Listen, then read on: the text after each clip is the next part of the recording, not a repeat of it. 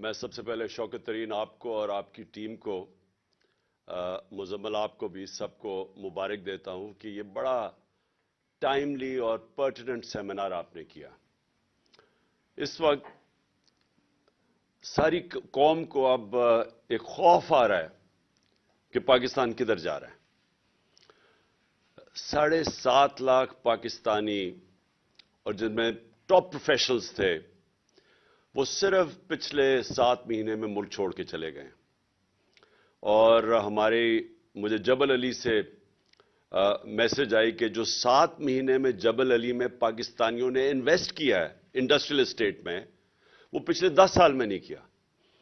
تو ایک امید جا رہی ہے پاکستان سے، کیونکہ جو یہ 7-8 مہینے میں ہوا ہے پاکستان میں، اس کی میری تو جتنی زندگی ہے میں نے تو اس کی کوئی مثال نہیں دیکھی. اور وہ کیا ہوا اس ملک میں، کیوں یہ امید چلی گئی کہ ایک 30 سال سے اس ملک کے اوپر 2 خاندانوں کی قبضہ ہوا تھا اور انہوں نے اپنے آپ کو ثابت کیا انٹرنیشنلی بھی اور نیشنلی بھی کہ وہ کتنے کرپٹ ہیں. انہوں نے جو آپس میں ایک دوسرے کے اگینسٹ ساری پبلک کو تیار کیا، 20 سال 25 سال کہتے رہے کہ وہ کہتا وہ چور ہے، وہ چور ہے، کیسز ایک دوسرے کے اوپر بنائے. اور اس کے بعد ان کو ریجیکٹ کیا عوام نے. مجھے تو ان کے اگینسٹ ووٹ پڑی، ان دونوں پارٹیز کے اگینسٹ. تو ان کو جب پھر مسلط کیا گیا، میرے خیال میں یہ پاکستان کی سب سے بڑی ٹریجڈی ہے. میری زندگی میں نے کبھی اس طرح کا یہ جو آج مایوسی آپ دیکھ رہے ہیں یہ اس کی وجہ سے ہے. اور یہ کیونکہ ایک اکانومی کا سیمینار ہے، میں پہلے یہ کہنا چاہتا ہوں کہ اکانومی جو ہے وہ پولیٹکس سے کنیکٹڈ ہے. کوئی دنیا کے اندر اکانومی آئسولیشن میں نہیں چلتی. اس کی اگر آپ پورا پیچھے بیک گراؤنڈ نہیں سمجھتے تو آپ یہ نہیں کہہ سکتے کہ آج حالات یہ اکانومی کے کیوں بگڑ گئے، کیونکہ آپ کو سمجھنا پڑے گا کہ کس بیک گراؤنڈ کے اندر یہ سب کچھ ہو رہا ہے. اور اس کا بہت بڑا پھر کہ آگے اگر ہم نے جانا ہے تو اس کے لیے کیا کرنا پڑے گا. جب تک اس کا صحیح انالیسز نہیں ہوتا آپ اس کا صحیح معنی کے اندر سولوشن نہیں نکال سکتے کہ آگے ملک نے اب اس دلدل میں سے کیسے نکلنا ہے. تو سب سے پہلے تو یہ جو مایوسی آج پاکستان میں، اس مایوسی کی وجہ یہ کہ وہ لوگ جو اپنے آپ کو ڈسکریڈٹ کر بیٹھے تھے، انٹرنیشنلی ان کی کرپشن کے چرچے تھے، ان پارٹیز ایک چیز دنیا ریکگنائز ان کی نہیں کیے. ان کے دور میں ایک چیز ان کی ریکگنائز نہیں ہوئی. ان کے 20-25-30 سالوں میں صرف ایک ہی چیز ہوتی تھی کہ ان کی کرپشن کے باہر اخباروں کے اندر، ان کے میڈیا پہ ڈاکیومنٹریز بنی، princess and the play boy اور پتہ نہیں الفرڈ ٹو پاکستان، وہ جو کرپشن کی ملن حدیبہ پیپر مل کی تھی. یہ سارے کیوں آج اوورسیز پاکستانی سارے ہمارے ساتھ کھڑے ہیں؟ کیونکہ اوورسیز پاکستانیز وہاں باہر بیٹھ کے ان کو ایک بہتر پکچر نظر آ رہی ہے کہ انہوں نے کتنا پاکستان کا نام بدنام کیا باہر. کیوں وہ ان کے اتنے اگینسٹ ہیں؟ کیوں کبھی اتنے ایسے ڈیمونسٹریشنز ہوئے ہی نہیں پاکستان کی تاریخ میں؟ جب ہماری گورنمنٹ گرائی گئی 9 اپریل کو تو جو باہر پاکستانیوں کا رسپانس تھا یہ ان پریسیڈنٹڈ ہے. اندر بھی ان پریسیڈنٹڈ تھا، باہر بھی ان پریسیڈنٹڈ تھا. کیونکہ لوگوں کے اندر ایک خوف بھی آیا کہ ان کو واپس لے آئے ہیں، اور دوسرا ایک لوگوں نے اپنا بتایا کہ ہم ریجیکٹ کر رہے ہیں ان کو. تو ہماری جو پاپولیرٹی تھی کبھی اس پیک پہ نہیں پہنچی، صرف اس لیے پہنچی کہ جب ان 3 سٹوجز کی شکلیں دیکھی لوگوں نے تو جو ہمارے خلاف بھی تھے وہ ساتھ آ گئے. اور ہماری یہ جو ان پریسیڈنٹڈ پاپولیرٹی ہے جس کی وجہ سے یہ سارے الیکشنز جب نام سنتے ہیں تو کانپیں ٹانگنی شروع ہو جاتی ہیں، کیونکہ یہ خوف زدہ ہیں. ان کو پتہ ہے کہ پبلک کدھر کھڑی ہو گئی ہے. تو سارا جو سٹیٹس کو کا سیٹ اپ ہے وہ سارا مل کے ایک چیز پہ متفق ہے کہ الیکشن نہیں کروانے.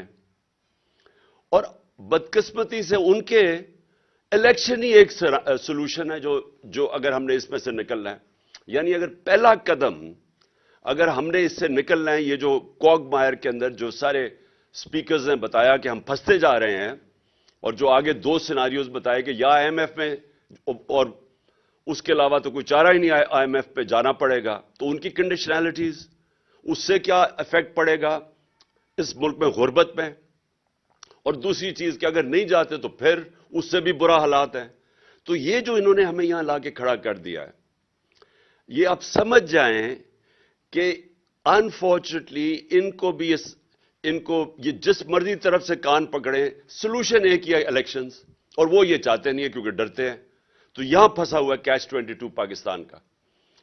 تو میں اب بریفلی، تو کیونکہ ساری قوم تو سننا چاہتی ہے کہ آگے کرنا کیا ہے، کون نکالے گا اس میں سے، میں اس کے اوپر آؤں گا. لیکن میں ضرور یہ کہنا چاہتا ہوں، کیونکہ ساری میری قوم کو اس چیز کی سمجھ آنی چاہیے، اور آپ سب جتنے بیٹھے ہوئے ہیں، کہ دیکھیں جو اس ملک سے کیا گیا 9 اپریل کو، اور جس طرح کیا گیا اور جس طرح کی سازش کی گئی، ایک وہ گورنمنٹ جو پہلی دفعہ آئی تھی پاکستان کی تاریخ میں فیڈرل گورنمنٹ میں، وہ گورنمنٹ جب آئی تھی، اور سب کو پتا ہے آپ نے، کیونکہ شوکت ترین آپ سب نے بتا دیا کہ ایک بینکرپٹ گورنمنٹ ملی تھی. پاکستان کی سب سے بڑا مسئلہ ہمارا کیا ہے؟ کرنٹ اکاؤنٹ ڈیفیسٹ، ڈالرز کم ہے. تو وہ تو ایک یعنی اب میں کیا کہوں کہ شارٹ سائٹڈ گورنمنٹس مسلسل آتی گئیں. یہ 2 خاندانوں کا کوئی زیادہ لمبا ویژن تھی نہیں. جو پیسے بنانے آتے تھے اور پیسے بچانے آتے تھے، انہوں نے تو کبھی لانگ ٹرم پلاننگ کی نہیں. تو جو ملک اپنی ایکسپورٹس نہیں بڑھائے گا، اپنی ڈالر انکم کو نہیں بڑھائے گا، وہ کیسے کہہ سکتا ہے کہ میں ایشین ٹائیگر بن جاؤں گا؟ میں نے ایسے بھی سلوگن سنے ہیں، لاہور کو پیرس بنا دیں گے. تو سمپل چیز یہ ہے کہ اگر آپ کی آمدنی نہیں بڑھ رہی اور خرچے آپ کے بڑھتے جا رہے ہیں، یعنی امپورٹس بڑھتی جا رہی ہیں، تو آپ کیسے ایک ملک سالونٹ رہے گا؟ ہر شور میں جاتے ہی IMF کے پاس جا رہے ہیں. ہم نے خود ماضی میں شور مچایا IMF کے پاس، کیونکہ ساورنٹی کا ایشو آ جاتا ہے. جب آپ IMF کے پاس جاتے ہیں تو آپ اپنے فیصلے نہیں کر سکتے، اور یہ ایک بڑا ذلت کا سامنا کرنا پڑتا ہے ملک کو کہ آپ فیصلے نہیں کر سکتے. وہ آپ کو حکم دیتے ہیں، وہاں ان کے ریپرزینٹیٹو بیٹھ جاتے ہیں، وہ کہتے ہیں آپ نے یہ کرنا ہے، وہ کرنا ہے، اور وہ آپ ڈرتے ہیں کہ وہ کریں گے تو غربت بڑھے گی. تو وہ جو لاس آف ساورنٹی ہے، صرف اس لیے کہ آپ نے آپ ملک کو مینج نہیں کیا صحیح طرح. اور وہ ابھی ایک حکومت کی نہیں، یہ ایک مسلسل 30-40 سال ہم نے کبھی سوچا ہی نہیں کہ ہم نے اپنی ایکسپورٹس کے اوپر توجہ دینی ہے. اور جب ہماری گورنمنٹ آئی، اور ہم تو پہلی دفعہ آئے تھے، تو میں نے ریئلائز کیا کہ جو ہمارا سارا گورنمنٹ کا سٹرکچر بن چکا ہے، اس کو یہی نہیں سمجھ کہ پاکستان کی پرائیورٹیز کیا ہیں. یعنی سارے گورنمنٹ کو تو یہ سمجھنا چاہیے نا کہ جب تک ہماری ایکسپورٹس نہیں بڑھے گی، پاکستان اپنے پیر پہ نہیں کھڑا ہو سکتا. لیکن میں نے ریئلائز کیا کہ جب میں نے ایکسپورٹر سے ملنا شروع کیا، تو وہ ایکسپورٹر سے جب بتانا شروع کیا کیا کیا رکاوٹیں ہیں ان کے راستے میں، تو میں نے شروع میں ریئلائز کیا کہ یہ تو کامن سینس ہے کہ ہمیں ایکسپورٹرز کی تو زندگی آسان کرنی چاہیے، کیونکہ اگر وہ ایکسپورٹ کریں گے تو پیسہ آئے گا، بجائے ایسے معافی کر کے IMF کے پاس پہنچ جائیں. ہم اپنی ایکسپورٹس کو توجہ دیں. اور دوسرا جو ہماری ریسورس ہے اوورسیز پاکستانیز، ان کی جو ریمیٹنسز ہیں ان کو بینکنگ چینلز کے تھرو چینل کریں، تاکہ وہ بھی ہمارے پاس ڈالر کی انکم میں اضافہ ہو. تو میں نے دونوں جگہ دیکھا، ان کے لیے بھی آسانیاں نہیں کوئی پیدا کرنے کے لیے تیار تھا جو ریمیٹنسز تھی، نہ ہی ہم اپنے ایکسپورٹرز کے لیے کوئی مدد کر رہے تھے. اور پھر جو فیوچر ہے ٹیکنالوجی کا، میں نے جب IT سیکٹر کو دیکھا تو وہاں بھی وہ سارا IT سیکٹر سے جب بات کی، ہر جگہ رکاوٹیں تھیں ان کے راستے میں. یعنی ان کو ہم انکریج کر رہے تھے، جو IT کی فرمز تھی، کہ اپنا پیسہ باہر رکھیں ملک سے، اپنے ڈالرز باہر رکھیں. حالانکہ بڑا آسان تھا ان کے لیے انسینٹیوائز کرنا کہ وہ اپنا ڈالر پاکستان میں لے کے آئیں. لیکن وہ جو سٹرکچر بنا ہوا ہے FBR کا، جو ہمیں شروع میں آئے FBR گورنمنٹ کا، وہ اس کے اوبلیویس تھا. اس کو سمجھ ہی نہیں تھی کہ کیوں، یعنی ایک ملک بینکرپٹ ہے، ہمارے پاس ڈالرز نہیں ہے، لیکن جو ڈالر جنہوں نے انکم پروڈیوس کرنی ہے ان کے لیے کوئی انسینٹیوز ہی نہیں تھے، اور بلکہ رکاوٹیں تھیں. اور پھر ہر جگہ پہ جا کے ریڈ ٹیپ تھی، ہر جگہ جا کے وہ پھنس جاتے تھے.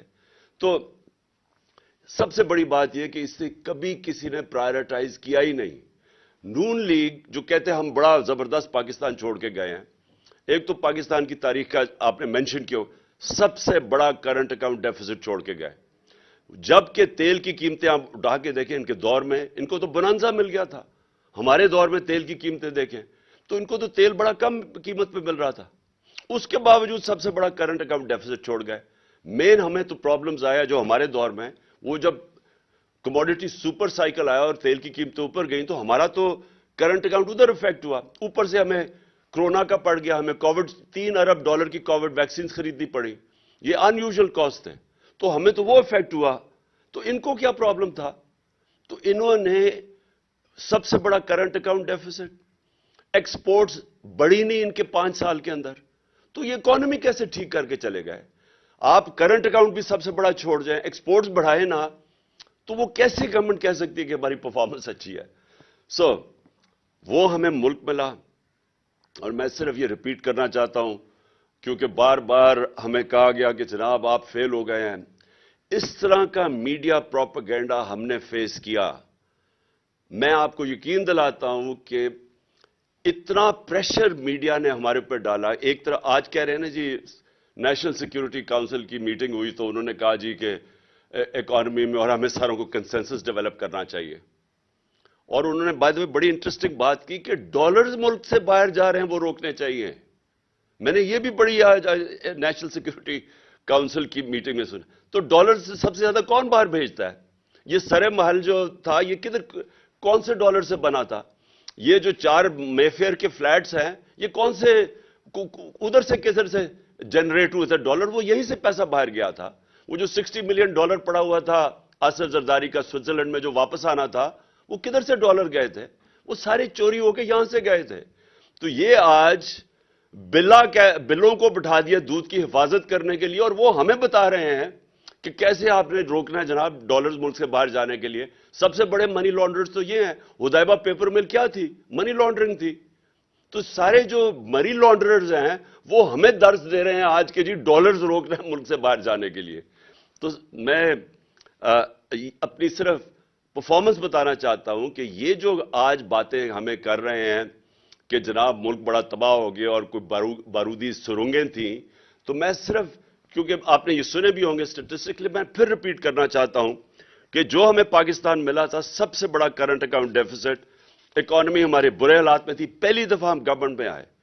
मैं ये भी कह दूं कि हमारा पहली दफा जब हम गवर्नमेंट में आए, हमारा अमेरिका की तरह कोई सिस्टम ऐसा नहीं था कि 2 महीने, अब जब बाइडेन एडमिनिस्ट्रेशन जब आई तो 2.25 महीने इनको हर डिपार्टमेंट ने ब्रीफिंग दी कि हमारे हालात क्या हैं। एक एक डिपार्टमेंट की ब्रीफिंग मिली इनको।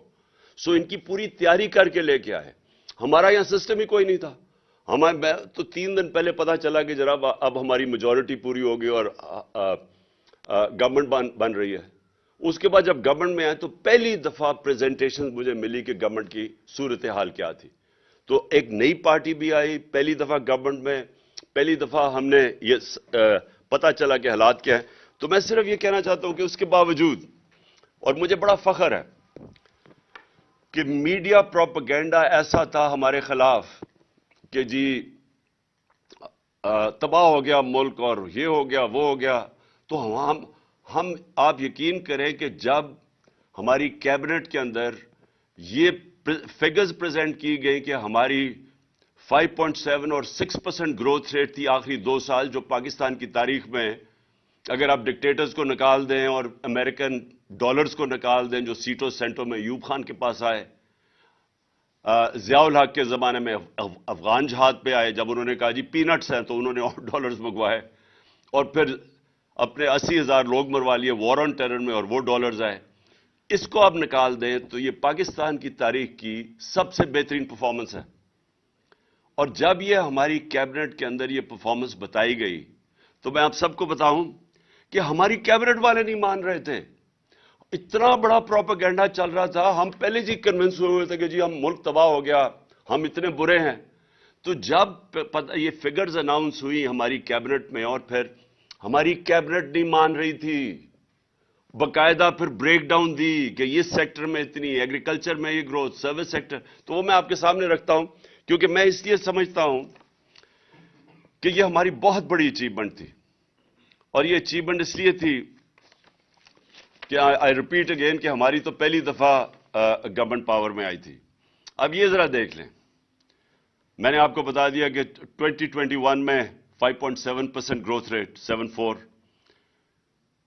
21-22 کے اندر 6% گروتھ ریٹ، ایگریکلچر 17 سالوں کے بعد 4.4% گروتھ ریٹ، 4 بمپر کراپس 2 سال میں، سروس سیکٹر کی گروتھ 6.2%، یہ بھی 17 سال میں ہائیسٹ گروتھ ریٹ تھی۔ ایکسپورٹس ہماری ہائیسٹ تھیں، جو پہلی دفعہ انسینٹیوائز کیا ایکسپورٹرز کو، اور اس کا نتیجہ آیا $32 بلین ایکسپورٹس، ہائیسٹ پاکستان کی تاریخ کا۔ ان کو انسینٹیوائز کیا آپ نے اوورسیز پاکستانیز کو بینکنگ چینل سے بھیجنے کے لیے، $31 ارب ریمیٹنسز، یہ بھی ریکارڈ تھا۔ ہماری ٹیکس کلیکشن پاکستان کی تاریخ کی سب سے زیادہ تھی، 6.1%۔ اور میں یہ ریپیٹ کر دوں کہ جو ہم نے، اور بڑا مشکل تھا ہمیں جو چینجز لائیں تاکہ ہماری ٹیکس کلیکشن بڑھے، آٹومیشن کے اوپر جانے کے لیے بڑی ریزسٹنس تھی، لیکن ہم یہ سارے بیریئرز کراس کر گئے تھے۔ پتہ نہیں آپ کو شوکت علی نے بتایا یا نہیں، ہم نے 34 ملین نئے ٹیکس پیئرز ڈسکور کیے تھے، یا میرے خیال میں 40 ملین، شوکت کلیئر کر دے گا بعد میں۔ تو یہ ہم نے نئے ٹیکس پیئر کیسے ڈسکور کیے تھے؟ نادرا کے ساتھ بیٹھ کے ہم نے پھر اپنے وہ انالیسز کیا، سافٹ ویئر استعمال کیا، آرٹیفیشل انٹیلیجنس کے، ہم کیسے ان کا رہن سہن کیا تھا، وہ کوئی ٹیکس نہیں دے رہے تھے۔ تو یہ 34 ملین نئے ٹیکس پیئر ڈسکور کیے تھے، یا 40 ملین، میں فگر بھول گیا ہوں، یہاں نہیں لکھا ہوا۔ تو ہم، اور پھر ٹریک اینڈ ٹریس سسٹم، یہ جو بڑی بڑی سیمنٹ اور یہ شوگر انڈسٹری، یہ جو سیلز ٹیکس ایویڈ کرتے ہیں، اس کے لیے ٹریک اینڈ ٹریس سسٹم لے آئے تھے تاکہ اس میں سے امپاسبل ہو کسی قسم کی ٹیکس ایویژن۔ تو ہمارا خیال تھا کہ یہ ہم نے 8 ٹریلین تک لے کے جانی تھی، 8,000 ارب تک اپنی ٹیکس کلیکشن لے کے جانی تھی جب انہوں نے گورنمنٹ کرائی۔ اور پھر جو سب سے ریلیونٹ چیز ہے، 55 لاکھ 3 سال میں نئی نوکریاں ہم نے پروڈیوس کی، اور جو ہمارا آئیڈیا تھا کہ اس سے ہم نے بہت تیزی سے اور آگے جانا تھا۔ تو یہ یاد رکھیں کہ جو ہمیں سب سے زیادہ پرابلم آیا کہ $70 بیرل سے ہمارا ایک وقت پہ گئی $115 بیرل، جو ہمیں اصل پریشر پڑا اینڈ میں جا کے۔ لیکن اس کے باوجود ہم نے پوری کوشش کی کہ اپنی قیمتیں نیچے رکھیں۔ آپ صرف وہی نہیں گئی، کموڈیٹی سپر سائیکل میں جو ایڈیبل آئل تھا، گھی تھا، وہ 780 ٹن سے $1,500 ٹن پہ گیا، $780 ٹن سے 1,500، یعنی دگنا ہو گیا تقریباً۔ کوئلہ جو تھا 80 ٹن سے 280 ٹن پہ چلا گیا ہمارا اور اس کے باوجود جو ہماری کنزیومر پرائس انڈیکس تھا وہ 12.2 پہ رکھا ہم نے، اور جو سینسٹیو پرائس انڈیکس تھا وہ 14% پہ ہم نے رکھا مارچ 22 تک۔ اور اس کے علاوہ ہمیں یہ جو میں نے پھر سے ویکسینز کی میں نے بات کر دی۔ اچھا، اب آ جائے، اب میرا یہ کوشچن یہ ہے کہ جو یہ ساری سازش کر کے ان کو لے کے آئے، یہ آپ نے سنی لیا ہوں گی فگرز، کیونکہ میرے سے بہت بہتر اکانومی سمجھنے والے سپیکرز ہیں۔ میرا تو سارا تجربہ ہوا یہ جو 3.5 سال میں گورنمنٹ میں بیٹھا، پہلی دفعہ، کیونکہ اتنے بڑے کرائسس تھے اکانومی کے اوپر کہ میرا ایک فاسٹ ٹریک لرننگ ہوئی اکانومی کے اوپر، اور میں بیسکلی ایک چیز سمجھ گیا کہ ہمارا جو ساری گورنمنٹ ہے، جو میں نے شروع میں آپ کو کہا، اس کا ڈائریکشن ہی غلط ہے۔ یعنی ہونا یہ چاہیے کہ اگر آپ کو پتہ ہے کہ آپ کا جیسی اکانومی بڑھے گی تو آپ نے باٹل نیک آ جائے گا کرنٹ اکاؤنٹ کا، تو ساری ملک کو کوشش کرنی چاہیے کہ ہم وہ ڈالر کی انکم بڑھائیں تاکہ وہ ہمارا باٹل نیک نہ آئے۔ میں نے اس کے لیے 2 پروجیکٹ شروع کیے، ایک تھا ہمارا بنڈل آئلینڈ کا کراچی، اور ایک تھا یہ راوی سٹی لاہور۔ راوی سٹی لاہور کا مقصد ایک تو یہ تھا کہ ہم لاہور کو بچائیں، راوی بالکل ختم ہو گیا، ایک سیوریج ڈمپ بن گیا، تو ہم نے راوی کو بھی اس کو پہلے تو براج بنا کے واٹر ٹیبل اوپر کرنی تھی لاہور کی، اور اس کے ارد گرد ہم نے ہائی رائزز بنانی تھی۔ ہائی رائزز اس لیے بنانی تھی کہ ہمارا سارا جو ایگریکلچر زمین ہے وہ ختم ہوتی جا رہی ہے. تو وہ ہم ریئلائز ہی نہیں کر رہے کہ اگر ہم نے یہ ہاؤسنگ سوسائٹیز کے مافیا کے اندر پھنس گئے تو یہ تو پھیلتے جائیں گے اور ساری ہمیں تو فوڈ سیکیورٹی کے سویر پرابلمز آنے لگے ہیں. تو راوی سٹی کا مطلب یہ تھا ایک تو کہ راوی کو بچائیں. جب لیک بنائیں گے تو واٹر ٹیبل اوپر چلی جائے گی. لاہور کی واٹر ٹیبل بالکل گر گئی ہے. اور پھر راوی کو جب اس کے ساری ہم وہ واٹر فلٹریشن نہیں, وہ جو ہم پلانٹس لگائیں جو کہ پانی کو صاف کریں اور وہ صاف کر کے پانی پھینکے راوی کے اندر تاکہ صاف پانی اس وقت سیوریج جا رہی ہے. تو وہ اور اس کا جو کوشش ہماری یہ تھی کہ اوورسیز پاکستانی اس کی انویسٹمنٹ لے کے آئیں کیونکہ وہ سب سے سیف انویسٹمنٹ ان کے لیے پراپرٹی ہے. اور اس کے علاوہ ہمارے پاس چائنیز کی $2.5 بلین کی انویسٹمنٹ تیار تھی.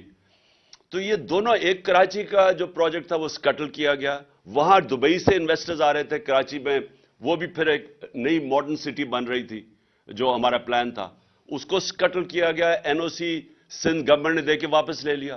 اس میں ہم ایکسپیکٹ کر رہے تھے کہ ہماری ڈالر انکم بڑھ جائے گی جب تک وہ ہمیں بریدنگ سپیس دے گا, جب تک کہ ہم اپنی ایکسپورٹس نہیں بڑھا لیتے, جب تک ہم یہ جو انٹرم پیریڈ ہے ہم نے سوچا تھا کہ اوورسیز پاکستان اس کی اسپیشلی ہم انویسٹمنٹ لے کے آئیں گے اور اس سے ہمارا ڈالر ریزروز بڑھ جائیں گے. اور پھر ہم نے یہ بھی سوچا تھا کہ جو اسپیشل اکنامک زونز ہم نے بنائے تھے جن کے اندر اور اپنی ایکسپورٹ انڈسٹری کو لانے کے لیے جن کے لیے اسپیشل زونز بنائے تھے, وہ ہم نے چائنیز کے ساتھ مل کے پورا پلان کیا ہوا تھا کہ وہ اپنی انڈسٹری کو ریلوکیٹ کریں گے یہاں. لیکن بدقسمتی ہماری کیا ہوئی, ہماری یہ ہوئی کہ وہ کووڈ آ گیا. اور کووڈ سے کیا ہوا, کووڈ سے چائنا بند ہو گیا. تو وہ جو ہم ایکسپیکٹ کر رہے تھے Chinese investment in industrial zones میں, جس سے بھی ہماری ڈالر ریزروز بڑھنے تھے, تو وہ بدقسمتی سے وہ وہاں رک گئے. اور یہ جو ایک سٹی جو وہ سکٹل کر دی, اور لاہور کا بدقسمتی سے یہاں سٹے آرڈر 10 مہینے 11 مہینے ہمارا وہ رک گیا. تو اس کی وجہ سے جو ایکسٹرا ڈالرز ہم انکم ایکسپیکٹ کر رہے تھے وہ نہیں آئی. اچھا جی, اب یہ آ گئے اور اس کی بہت, میں جتنا بھی کہوں مجھے ابھی تک سمجھ نہیں آئی کہ کیا اس کے پیچھے تھنکنگ تھی, کیا وجہ تھی کہ گورنمنٹ جس کی بہترین پرفارمنس تھی اس کو ہٹایا گیا اور پھر پوری ایک سازش کے تحت ان چوروں کو پھر ہمارے اوپر مسلط کر دیا گیا. تو وہ میں شروع میں آپ کو بتا چکا.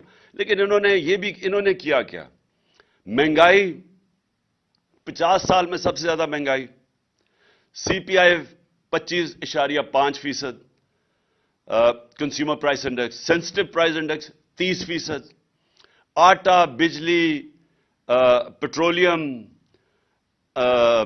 وہ لے لیں, پیاز لیں, ٹماٹر لیں, گھی لیں, دالیں لیں, 100% سے 200% یہ ان کی قیمتیں بڑھ گئیں. اس وقت تک 15 لاکھ ٹیکسٹائل مزدور اپنی نوکریاں کھو بیٹھے ہیں اور انڈسٹری بند ہوتی جا رہی ہے. یہ آپ کے سامنے سب رکھا ہوگا. اور میں مجھے یاد ہے کہ پچھلے مارچ اپریل میں ٹیکسٹائل انڈسٹری والے مجھے یہ کہتے تھے کہ ہمارے پاس مزدور نہیں مل رہے, ہمیں فیصل آباد میں ہمیں باہر سے مزدور منگوانے پڑ رہے ہیں. اور وہی ٹیکسٹائل انڈسٹری آج آپ دیکھ لیں کہ 15 لاکھ ورکرز بے روزگار ہو گئے. ریمیٹنسز, یہ آپ نے سنی لیا ہوگا, ایکسپورٹس اور ریمیٹنسز ان کا مائنس آ رہا ہے. 2 ارب روپیہ مہینے کی کمی آنی شروع ہو گئی ہے ایکسپورٹس اور ریمیٹنسز میں جو ہم نے بڑھائی تھی. اور فورن ایکسچینج ریزروز آپ کے سامنے ہیں. مارچ کے اندر 16.4 تھا, آج پہنچ گئے 5.7 پہ. یہ بھی آپ کے سامنے آ گیا ہوگا. روپیہ اس وقت انٹر بینک پہ جس طرح 226 ہے اور انفارملی وہ 260 پہ پہنچ گیا. اور جو IMF کی اب آگے کنڈیشنز آپ نے سنی, ابھی شوکت کا میں سن رہا تھا, انہوں نے کہا کہ اب اس کو فری فلوٹ کرے, اس کو روپے کو, تو وہ اب کدھر جا کے پڑتا ہے. تو میرا آخر میں دیکھیں, میں صرف سم اپ کر رہا ہوں. पाकिस्तान ने निकलना है इधर से कैसे? सबसे पहले इलेक्शंस। क्यों इलेक्शंस?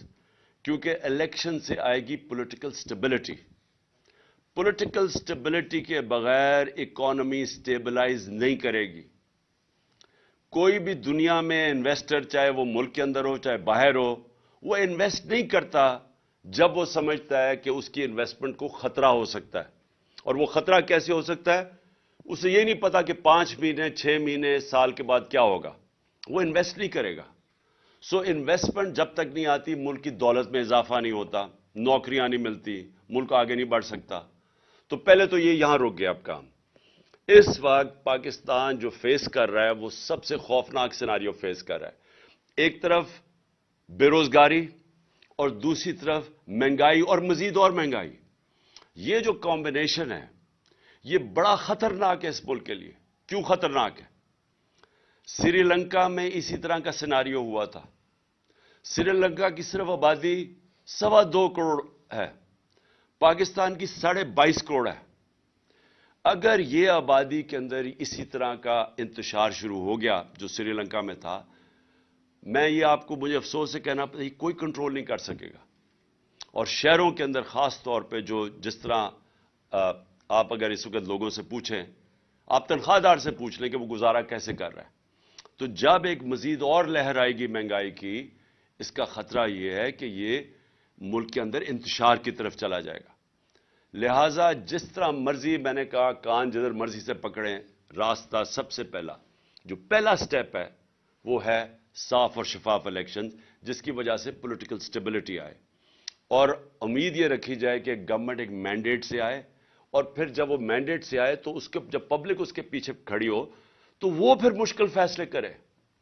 मुश्किल फैसले ना इंपोर्टेड हुकूमत कर सकती है जिनके पास मैंडेट ही कोई नहीं है, जो कि इलेक्शन नहीं ऑक्शन के जरिए आए हों, जो कि पैसे खर्च करके चोरी के पैसे से लोगों के जमीरों को खरीदें।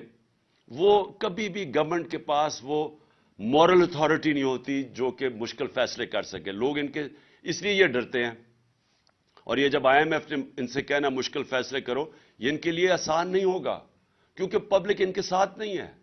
तो पब्लिक तो उसके साथ होगी जो कि जब वो ट्रस्ट करेंगे, कि जब वो पब्लिक को जो भी लीडरशिप कहेगी कि देखें ये मुश्किल वक्त है, ये मैं कर रहा हूं और इसके बाद आपके लिए आसानियां पैदा होंगी, तब पब्लिक मुश्किल गुजार लेती है। लेकिन इनके होते हुए तो उनके पास अब कोई इत्मीनान ही नहीं है इनके ऊपर, क्योंकि ये मजीद गिरता ही गया है। और उन्होंने जो वादे किए हैं, मुझे याद है शहबाज शरीफ की जो स्पीच आने से पहले कि 6 महीने में मैं मुल्क को ठीक कर दूंगा, फिक्र ना करें, मैं वो पंजाब स्पीड जैसी थी वो मैं मुल्क ठीक कर दूंगा। एक तो अल्लाह का मैं शुक्र अदा करता हूं कि ये एक बड़े अरबों रुपया टैक्स पेयर का खर्च करके अपना इमेज बनाया हुआ था ना कि ये कोई बहुत बड़ा जीनियस है, ये तो एक्सपोज हो गया। दूसरी चीज, वो इसहाक डार, वो बड़ा, उसके सारे केसेस माफ किए, सारे करप्शन के केसेस उसके धोए, उसको ड्राई क्लीन किया, फिर NRO 2 दे के यहां बुलाया, तो वो भी सारी दुनिया को पता चल गया कि वो कितने पानी में है। इसलिए जैसे ही आपके इलेक्शंस और मैंडेट आएगा, वो फिर पहला स्टेप होगा। उसके बाद सबसे इंपॉर्टेंट चीज पाकिस्तान में रूल ऑफ लॉ है। इकॉनमी कनेक्टेड है रूल ऑफ लॉ के साथ। ये लोगों को गलत फहमी है कि जनाब, मुझे जो जनरल बाजवा वो हर चीज के हर फन मौला बन गए थे, तो हमें बता रहे हैं कि जनाब देखें, आप इकोनॉमी के ऊपर कंसंट्रेट करें, ये एहतसाब को भूल जाएं, ये अकाउंटेबिलिटी भूल जाएं। उनको यही नहीं पता आज तक कि दुनिया का नक्शा उठा के देख लो, जिन मुल्कों के अंदर क्लीन गवर्नेंस है, रूल ऑफ लॉ है, वो खुशहाल हैं। और जिन मुल्कों में यहां NRO दिया जाता है बड़े डाकुओं को और बेचारे छोटे चोरों को पकड़ा जाता है, वहां सारे मुल्कों में गुर्बत है। रूल ऑफ लॉ कनेक्टेड है खुशहाली के साथ। दुनिया के अंदर जिधर भी खुशहाली आई है, पहले रूल ऑफ लॉ आया है।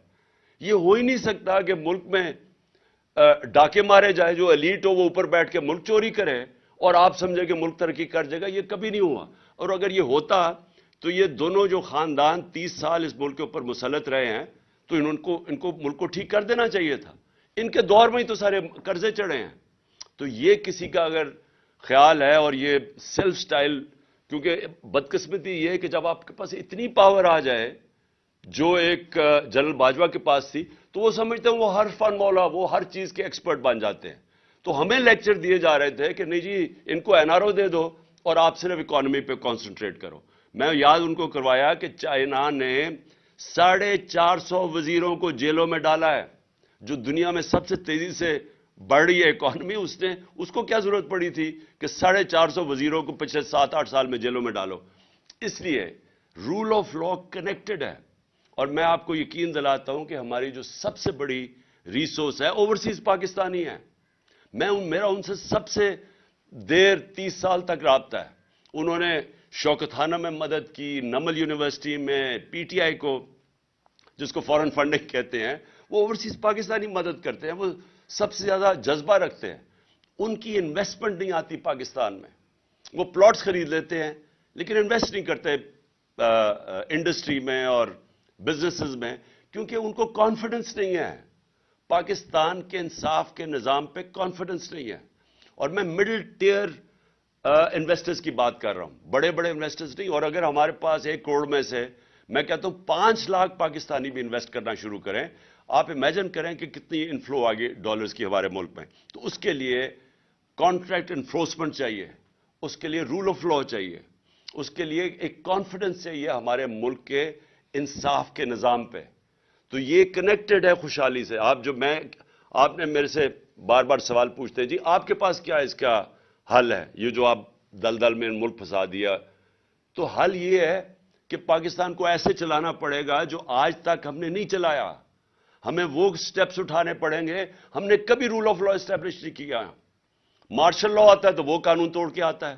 اور یہ جو 2 خاندان ہیں ان کی مجبوری ہے اداروں کو کمزور کرنا، کیونکہ چوری نہیں کر سکتے. اگر آپ کے ادارے مضبوط ہو یہ چوری کیسے کریں گے؟ جو اسرائیل کا پرائم منسٹر تھا اس کو پولیس نے آ کے اس کے اگینسٹ کرپشن کیس کر کے اس کو چارج کر دیا، کیونکہ وہ ان کے ادارے مضبوط ہیں. اور یہ نہیں کہ یہ جو یورپ کے اور یہ امریکہ کے لوگ ہمارے سے زیادہ ایماندار ہیں. وہاں کے ادارے ایسے ہیں کہ کوئی چوری نہیں کر سکتا. وہ اداروں کا خوف ہے ان کو. یہاں آتے ساتھ ہی سب سے پہلے تو ادارے ختم کیے. ہم نے اداروں کے اندر میرٹ لے کے آئے.